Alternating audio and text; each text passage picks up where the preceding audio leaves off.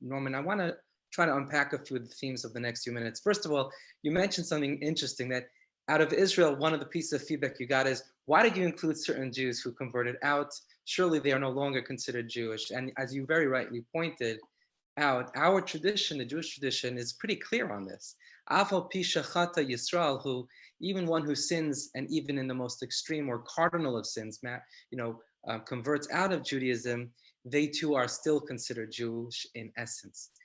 And on a bit of a lighter note, they tell the story of Otto Kahn, who was a patron of the Metropolitan Opera, was walking down Fifth Avenue in the 1920s with Marshall B. Wilder, a hunchbacked scriptwriter. And as they walk back past the synagogue, Kahn turns to Wilder and he says, "You know, I used to be a Jew." And Wilder says, "Yeah, and I used to be a hunchback." So, it's an interesting phenomenon, right? And I think this is a fascinating theme, because this brings me to my next question, or to the first question. And I mentioned this when we were chatting earlier, that I'm sure your book has been quoted in many, many places, including, as we'll get to, a New York Times article by Bret Stephens. But I'm not sure if you were aware that your book was used as the centerpiece or the foundation or cornerstone of a Yom Kippur sermon. Whoa! But I'm here to tell you that it was. And in fact, I used many of the beautiful stories on this particular theme, which I refer to as the Jewish paradox, in order to teach and to make the point, and to really highlight the condition many Jews experience during the high holidays, where they feel somewhat hypocritical, that dissonance between their principles, their belief system, their background, their upbringing, and their lifestyle comes to the fore. And they question, what is real, right? How can I contain, or how can I encapsulate this paradox? What's essential, what's superficial, superimposed, what's natural, what's nurture, etc. Incidentally, there's a beautiful story I included in a book I published about the Rebbe called Positivity Bias, where a Jew comes to see him and says, "I feel like a hypocrite on Yom Kippur when I attend synagogue because I don't attend any other day of the year." So the Rebbe said, the essence of the Jew is most at home in a shul, connecting to God and to its source and to its people. In other words, the Rebbe said, you're not a hypocrite on Yom Kippur when you come to shul, you're a hypocrite every other day of the year when you don't. It's a question of what is the essence and what is superimposed, which is a beautiful reframing, as you put it. And actually, I'm quite certain you're familiar with this quote, because you spoke so much about Freud. I wanted to share something that I'm assuming you're very familiar with. But in 1930, he wrote a preface to the publication of a Hebrew translation of Totem and Taboo. And in it, he describes himself as having abandoned all common characteristics of his fellow Jewish people. And in light of that, what he says further is absolutely remarkable. And I want to quote, he says, "No reader will find it easy to put himself in the emotional position of an author who is completely estranged from the religion of his fathers, but who has yet, as you said, Norman, never repudiated his people, who feels that he is in his essential nature a Jew and who has no desire to alter that." This is amazing what he says now. If the question were to be put to him, since you have abandoned all these common characteristics of your countrymen, what is there left to you that is Jewish? He would reply, a very great deal, and probably its very essence. He could not now express that essence clearly in words, but someday, no doubt, it will become accessible to the scientific mind. And I find that to be such a powerful testament and statement, something that as a Chabad student, I've learned in the books of Tanya, but come to life in this very vivid way. My question to you is, were there numerous examples you didn't include? Is this something you would pursue as a separate project to delve deeper into this subconscious of the Jew? As you say, it's an act of storytelling. And clearly I had to make selection. I mean, I haven't counted the number of individuals. There are in the book. Somebody told me that there are 300. I can't believe it. Wow. But I must have left another 300 out. One makes a selection, and one looks, and I'm looking specifically at those who changed the world as we know it.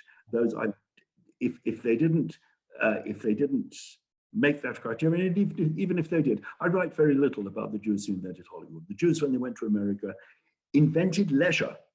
Interesting. They actually, what happens? The Jews go to America, and the Great Migration begins around 1881 with the first pogroms in Russia. They get to America, and life is suddenly a bit easier. and they've got a few dollars in their pocket, and they can have a maid at home, or they can have other help around the house, and suddenly they've got time on their hands. What are they going to do with that time? They're no longer Talmudic scholars as they might have been back home. They've got time. You've got to fill the time. What do you fill the time with? You fill it with the leisure industries. You fill it with music, popular music, and you fill it with movies. And both of these industries were invented and propelled by Jews. And I write hardly at all about the Jews in Hollywood because they did what they did. But okay, that's fine. It affects our worlds, but they're just not particularly interesting as individuals to take us forward, and they certainly weren't thinkers of the type that I'm looking for. So yes, I mean there are many more stories, and there are many more people, and people have said to me, why didn't you include so and so? Why didn't so and so got a third of a Nobel Prize? Why didn't you include that one? And I think I included all the ones that I felt were essential. Absolutely. Which brings me to a question I was wondering about. What was your point in writing the book? As an author, I'm asked very often, what inspired you to, or what's your point? What are you trying to tell the world? I mean, it's obviously a fascinating read in and of itself, but I'm assuming there was something in you that compelled you to tell this story that you want to achieve with this information. And I'm curious to know what that is. When I reached the age of 60, I'd already written quite a few books. And I decided, didn't tell anyone, decided that any books that I was going to write from this point on were only going to be about major questions that had troubled me for the whole of my adult life. And so the first one was why Mahler, the question of this composer who was derided in his lifetime, rejected for half a century afterwards, and then rose to displace Beethoven from the center of the concert hall. So the why Mahler question was a very big one. And then the next one was this, genius and anxiety. Nobody seemed to have asked this question before. How was it possible that so many Jews in so many fields came up with so many piercing innovations at this time? Many of them quite abstruse. I mean, you look at the Frankfurt School in the 1920s, which is all Jews, and they're dealing with philosophical issues that we're not going to get around to tonight because we just don't have enough time. But so some were quite abstruse, some were quite interesting and engaging culturally, and some were absolutely earth-shattering. And enabled us to live as we do today. So that was the motivation. I needed to find out for myself if there was something that connected them. That's fascinating. And once one found that thread, it just seems to hold. And certain attitudes, just they are so incredibly Jewish. Let me tell you about somebody you've never heard of. Okay, probably somebody nobody in this room has ever heard of. He's a French composer called Charles Valentin Alkan, A-L-K-A-N, look him up. You won't find much because he had the most extraordinary career. He was the most brilliant pianist in France in the 1930s and 1940s. He was the only pianist that Chopin and Liszt both feared, to the point where Chopin left an instruction in his will that an etude that he'd left unfinished, the only person capable of finishing it was Alkan. And Liszt held him in the most tremendous awe. And in 1849, the post of head of the piano department of the Conservatoire in Paris fell vacant. Man died, it was vacant. Clearly, the obvious candidate was Alkan. Everybody knew it was Alkan. He's the best pianist that has ever lived in France. He also had recommendations from Georges Sand, various other great figures in society. And the fact that he was Jewish shouldn't have mattered at all. Of course, he didn't get the job because he was Jewish. Alkan's response was to go home and lock the door and not come out for 25 years. And you look at this response, and there have been some writings on it. I mean, I knew the major Alkan scholar was an English pianist called Ronald Smith. We delved together into some of these issues, and nobody could understand what it was. What was what's the motivation of Alkan in doing something so extreme? And I started thinking about it, and what came out were really two motives. One is something every Jew in the audience is going to recognize. It's called a broigus. You don't want me? You won't see me. The other is a Freudian explanation, which is that a type, which may or may not be Jewish, which, when placed under pressure, will hurt itself more than society could possibly ever hurt it, in order that it can say to society, you can't touch me, I've already hurt myself more. Nothing you can do to me is worse than what I'm doing to myself. It's a kind of Freudian pathology, and that too is present in Alcott. He came out in 1873. He's an old man, and he started giving recitals. He quietly wouldn't tell anyone. Suddenly pop up at the Salera and give a recital. And of course, word got around, and all the great pianists, not just in Paris, but anywhere, would try to be there when Alcott was playing the piano, because nobody had heard piano playing of this kind. And the works that he wrote were absolutely futuristic. I mean, they were 20, 30, 40, 50 years ahead of his time. He's a truly remarkable composer and artist. And I'll just tell you briefly the story of his death, because it's also significant in the way that Jews are perceived in society. Okay, the story of Alcon's death, and it's recorded in all the music reference works, or the ones that at least they make reference to Alcon, is that he was found dead beneath his bookcase, from which he had been taking down a volume of the Talmud. Wow. Everybody knows you keep the Talmud on the top shelf, and Alcon, in pulling down the Talmud from his top shelf, pulled the whole bookcase down, killed himself because he was a recluse. They didn't find him for 3 days. That's the story that did the rounds. It's completely untrue. When you go to the police records in Paris, as I did, you'll find that he died in the kitchen. Nobody keeps a Talmud in the kitchen, right? Not a library. So, no, exactly. So what one is seeing here is a reverse perception. It's an inverted mirror. The way that society wanted to see Alcon. Alcon had been such a Jew that he'd done a broigus for 25 years, could only die in such a Jewish way that he was killed by the Talmud. That's funny. Another theory could be that perhaps he thought to himself, listen, if I can't be the best, if I can't express myself in the most free and elevated and really coveted role of all, then I'm not going to settle for less. But that's just obviously just speculation. But I want to get to something, because what I noticed about the book is that it's so strong on storytelling, and it's not you're not laying out all the arguments and counter arguments and so forth for this big question. You're telling the story about Jews changing the world. But what I want to understand is, in a word, what is the thesis that you have come to and you believe is the true answer? Because there have been so many different views. Is it, as you alluded to a little bit earlier, the fact that Jews were always the outsider actually gave them an advantage because they had nothing to lose?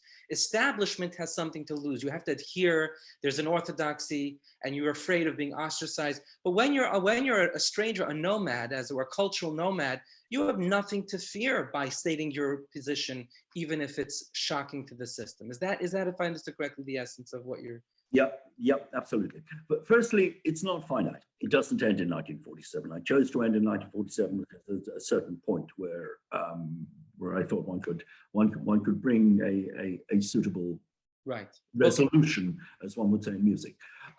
But aspects of the Jewish genius have continued, and if we look at the way that the world has turned in the past generation, practically the whole of the invention of the internet has come from Jewish minds asking the wrong questions. It's always the wrong questions that we ask that happen to be the right ones. So it's not finite. What you're asking about is the sociological theory of marginality, which is tremendously important. It is that somebody who is not integrated, somebody who stands at the margins of society, has a better overview than somebody who's at the center. And this is what's given Jews their advantage. Knowing that they were not accepted, they could therefore take themselves out and make a different, and see parameters of society and indeed of science and of the arts that others who were immersed and who'd gone through all the right processes, who've been been to the right schools, Right. seen the right teachers. They couldn't see it because they were in the frame, Right. and we were outside the frame. And to a degree, yeah, some of us still stay outside the frame. So that's what I want to get to in a moment. First of all, it reminds me of a Yiddish saying, "A gast for a while zet a mile." A guest for a while sees a mile. You know, but so that's a very, very interesting. But I think I have two questions on that. First of all, wouldn't you agree that there was a time prior to the quote exile of the past 2,000 years, that period of extended disorientation and disruption, where we were settled? That is to say, wouldn't you agree that there was a pre-anxiety, and yet there was still quite a bit of genius, even if that genius was contained in specifically Jewish studies? That's question one. And question two is actually a more pertinent one. While it is true that we're seeing a resurfacing of certain strains of anti-Semitism, I think we can safely say that we live in unprecedented times, where the Jewish community by and large does feel like they have arrived and have done so and have been this way for some time. Is there a fear that somehow this will breed complacency and reduce that edge, if you will? In respect to the first question, I don't think we probably never lost the anxiety of Egypt. Egypt. You know, that's there. That's in our DNA. We had such a good time in Egypt. Right. Yeah, the cuisine, the restaurants, everything. It was going fine. Cucumbers and leeks. Cucumbers, exactly. And then the following month was slaves. How did that happen? I don't think we ever escaped that. When we look at the way the Torah writes, one of the first expressions of Jewish irony in Torah is to be found in Parshat Shalach, when the people are already rebelling against Moses. They're only just out of Egypt. Right. They haven't even used their bus cards yet. They're just out of Egypt, and they start complaining to Moses, yeah, we don't like the food, we haven't got the food that we had in Egypt, the hummus doesn't taste right, nothing's right. And Moses says to them, which is a perfect Jewish irony, they say to Moses, are there not enough graves in Egypt that you told us to die in the desert? Classic Jewish expression, classic piece of irony.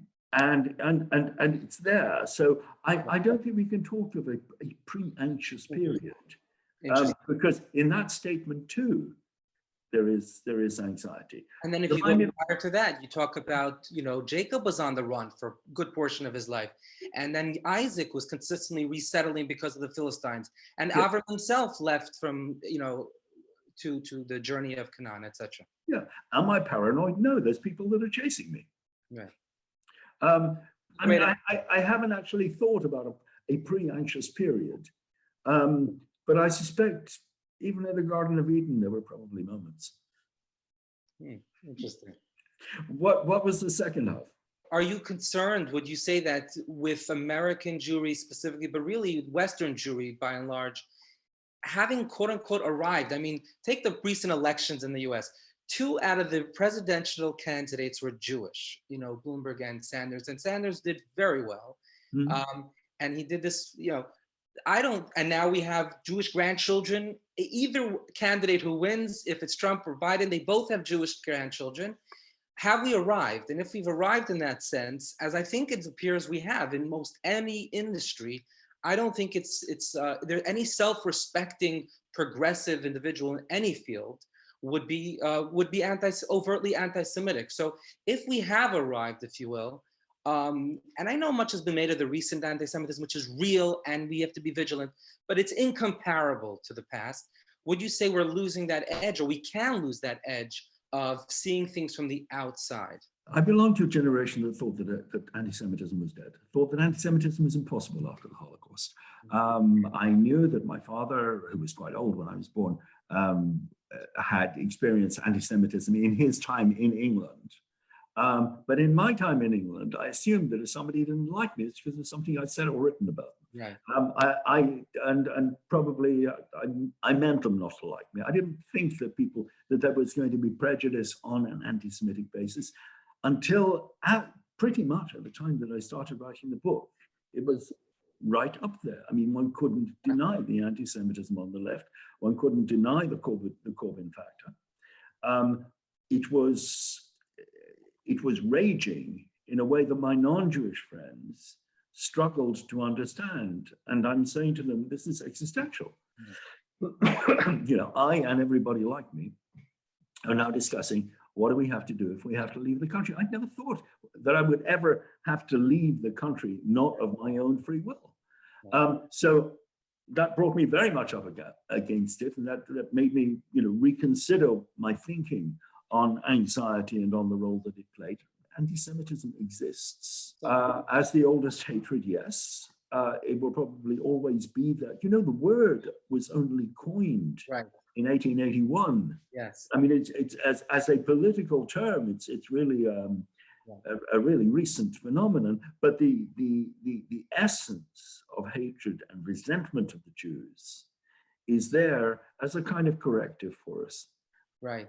In order we don't become too complacent. So in other words, there's good news and bad news. The bad news is that anti-Semitism still exists, and the good news is that on some level, anti-Semitism still exists. I forget who said it, that anti-Semitism is bad for the Jews, but it's good for Judaism. In other words, there's certain elements that, but what's really interesting is that there was a yechidus, a private audience with the Rebbe and Rabbin. And in it, the Rebbe actually quoted and made a point of highlighting a verse in Torah, Am levadad yishkon, as a prophetic vision of the future, not as a observational commentary on the nature of the Jew, as if to say, no matter what we will do, there will always be this apartness. And if that's the case, your theory stands well, sound and strong going forward. We're going to be seeing continued creativity. I want to add a layer to this theory, just to add on, as we spoke a little bit earlier. I mentioned too that I'm working on Hebrew words, and I mentioned the word Rav, teacher, comes from the word Riv, which means conflict. And so what I would posit is that it's not just that Jews have changed the world, it's really Judaism. And what I mean by that is not the specifics of the halachic system, but the way in which we have been trained to think for thousands of years through the Talmudic system and even prior, that conflict within the space of that. So there's no such thing as a safe space intellectually. We abhor safe spaces because that creates echo chambers, etc. That too is a phenomenon that I believe I would posit perhaps complements the experiential anxiety of being homeless for so long. Yeah, I think, yes, absolutely. We bear the collective experience. We relate to expulsion. We relate to narratives of expulsion. When there is a war going on, squalid little war, in part of the former Soviet Union, we side with the Armenians because the Armenians are victims of genocide. We don't speak Armenian, we don't know Armenian. Right. We might get on a lot better with the Azeris, but no, we side with the Armenians because we will always side with the victims. We know where they come from. We know what we identify with. But I just wanted to say a word about the Rebbe since you raised him. I deal in the book with the way Jews changed the world. I also deal with the way a number of Jews changed Judaism, a number of great rabbinic thinkers, and there are not many of them. And I cite Shimshon Raphael Hirsch, who was the modernizer of Central Judaism, the modernizer of Orthodoxy, who ensured so many changes, who brought so many changes into his practice. He would teach young women the same as he taught you, same Torah as he taught to young men. He made a point of that girls and boys would be taught the same Torah. He would ensure that the young men, the intelligent young men in his community, would go to university as well as to yeshiva. These were, so he brought traditional Judaism out into the modern world, and he regarded modern science and literature, especially German literature, as complementary values to the values of Judaism. I mentioned Schechter, who incidentally came from a Chabad background, you probably know, yes. Who was the discoverer of the Geniza and the person who opened out the possibility of parallel narratives within Judaism, that while there is a central text that we have, there were also other texts, and we need to be aware of the totality so that we're actually we have more sources than we know. And then I come to the late Rebbe, because what he did at the end of the Second World War was so counterintuitive. I don't think he's been given credit for it. He flipped Judaism on its head. Up to that point, Judaism had never been an outreach religion. You're a practicing Jew, you're part of the community. You marry out, you stay out. That was Judaism. We didn't proselytize without, and we didn't proselytize within. Judaism was self-contained. You have a choice. You're either in or you're out. And the Rebbe, who had studied at the Sorbonne, and when he came to America, went to work in the naval dockyards. And I don't know if you know this, but all of a sudden in 1943, he was put in charge. The sixth Rebbe put him in charge of education. And so he transformed the educational material that was coming out of Lubavitch headquarters, and he started producing cartoons. I mean, nobody had ever taught Judaism through cartoons. Where did that come from? He would go to work in the naval dockyard, and while he was sitting having his sandwiches at lunchtime, he would look at his workmates in their blue overalls, and they were reading magazines, and there were cartoons in the magazines, and he would say, oh, can I see that? When the war is over, the rest of the Jewish world, stunned, in trauma, terrified, not knowing what to do, starts the process of memorialization. We have to commemorate the dead. We have to remember the names. We have to ensure that it doesn't happen again. We have to try to find a place of safety, a state of Israel, all of those things. And the Rebbe approaches it from a completely opposite perspective and says, we have to stop losing more Jews. And so he starts sending emissaries out into the Midwests, onto campuses, into towns where Jews are, young Jews are going to university, they're becoming assimilated. Stop losing them. Stop losing them. Create a place, a young couple, 22, 23 years old, take an apartment in town, invite the young Jews on campus to come and join them on a Friday night. Invite some non-Jews as well if they want to come along. Whatever. Stop losing Jews. Yeah, the ones that are memorialized, we need to remember, we need to say Kaddish, but stop losing Jews. That was a transformation of Judaism, the like of which we've seen maybe 5 times in a millennium.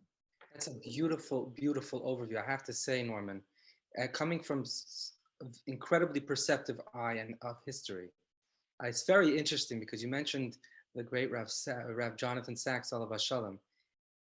You know, I once met him at a dinner, and on my first book I wrote to him, I sent him the transcript, and he was kind enough to write a blurb, a really lovely blurb. And then when I met him at this dinner, which was a celebration of Chabad around the country, he tells me, Mendel, I have the perfect title for your next book. I said, what should it be? He says, A Shtibel in Belgravia.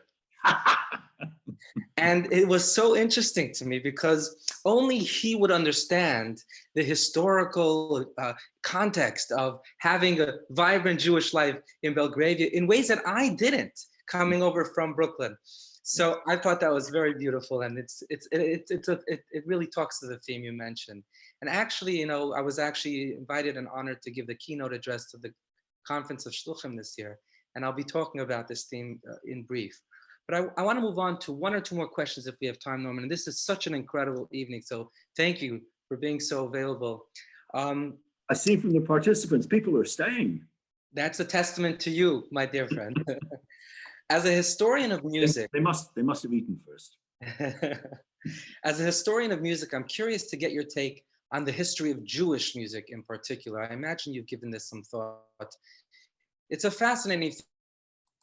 We're so meticulous at preserving and transmitting all aspects of our tradition, except it would appear when it comes to our music, in particular the abundant, uplifting music that was short, of which we have very little, if any, records. And so my question is, what are your thoughts in brief on that phenomenon?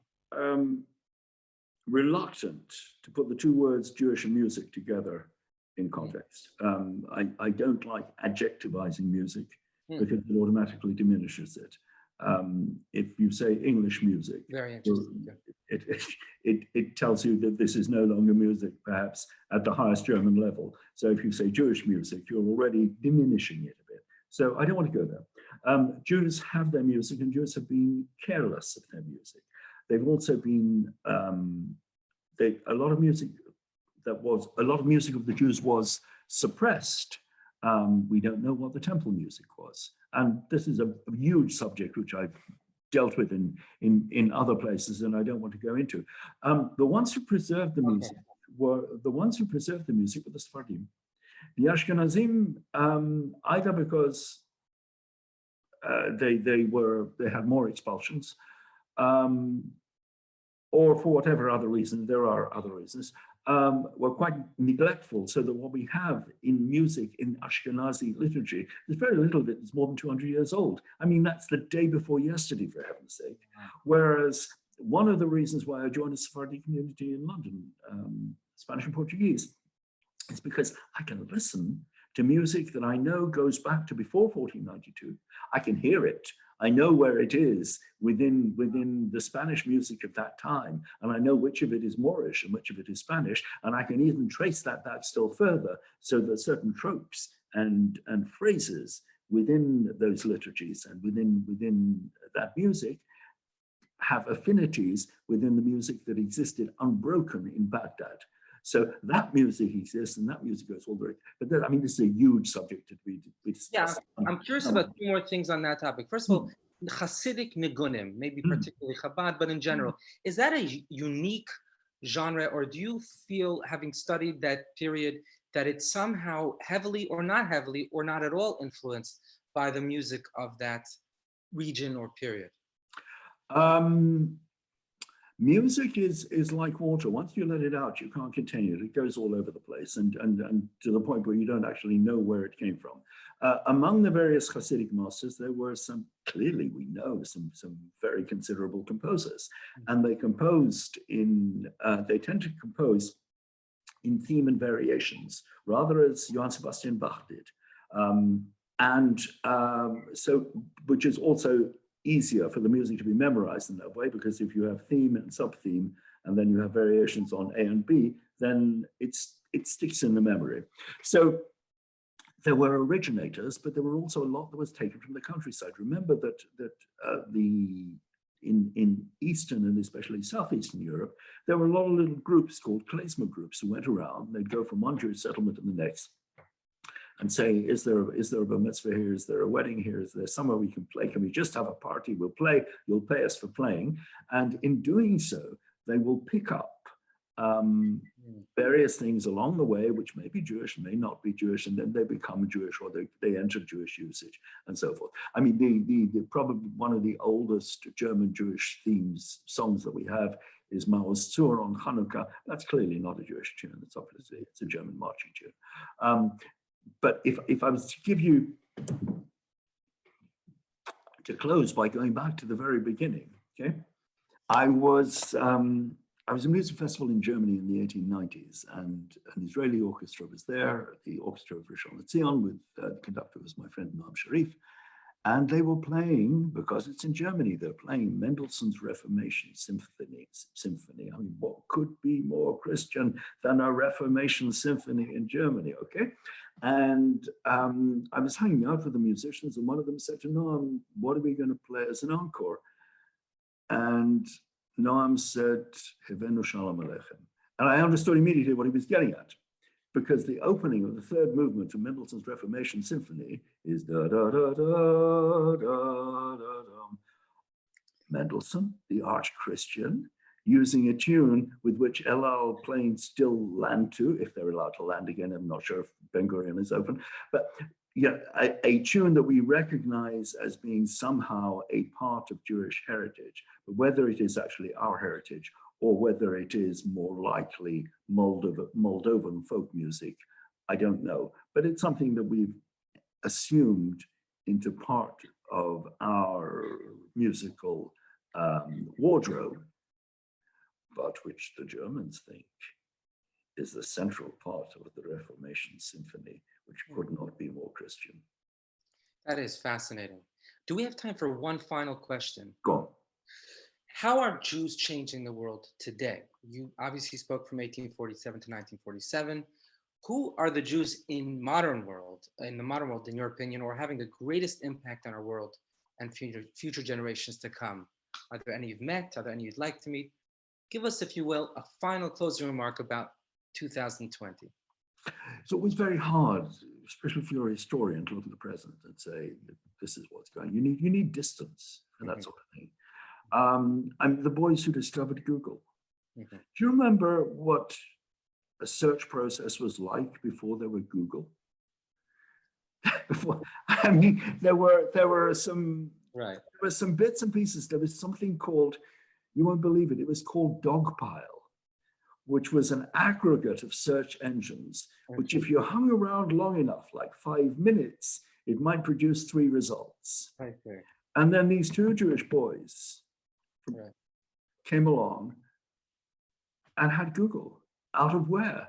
Again, out of a piece of counterintuitive thinking that moved the thing really from, I mean, this isn't 0 to 60, it's 0 to infinity.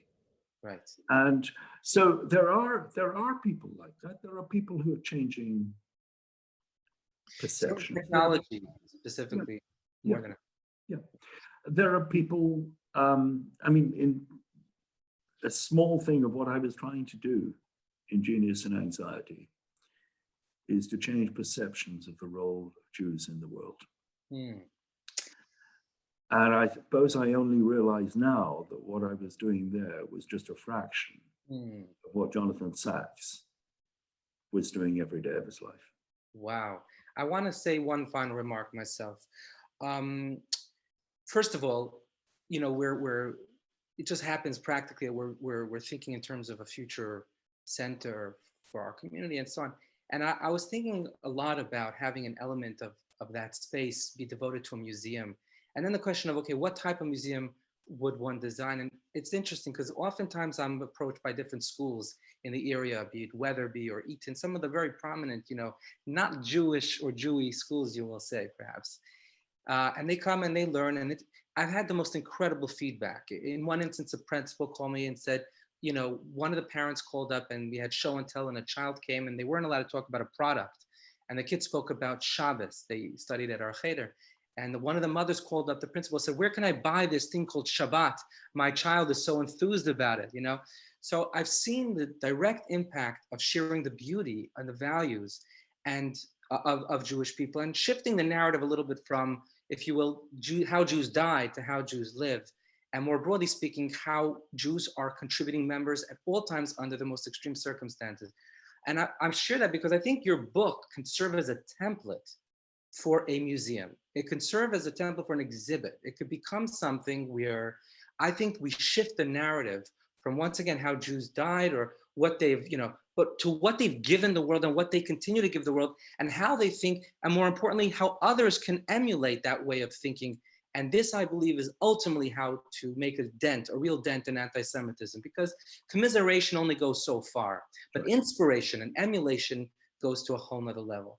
And finally, to conclude, and please God, I would love to pick that up in a future time in the right circumstance. Just to conclude, because you did mention Rabbi Sachs, and I think you very much fit into this theme. In the end, if you think about it, I think the people that are most known and remembered for all of time are not the people necessarily who invent things, but the people who give access to things. Take our Jewish tradition. Who do we know? Rashi. What did Rashi do?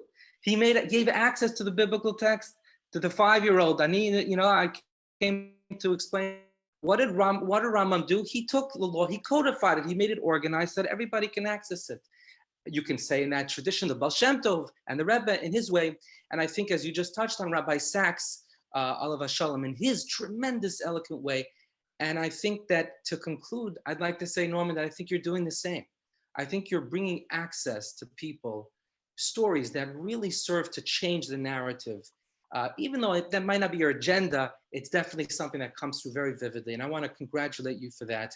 And I just want to say you said so many inspiring things, but one of the most inspiring things you said, and I'm going to take it with me, is that when you turned 60, you said, okay, I've done a lot, I've written a lot, but now I want to devote myself to the bigger questions, to the things that keep me up at night, to the things that I think are essential and could be impactful and transformative to a wider audience. So thank you so very much for being with us tonight. It was an absolute joy and pleasure. And if it were up to me, we'd be here till tomorrow, but I know we all have to go back to our lives. Thank you, Norman. It was a real privilege and a pleasure. Thank you so much for inviting me, Neville, and thank you all for attending. Thank you. It's been a joy.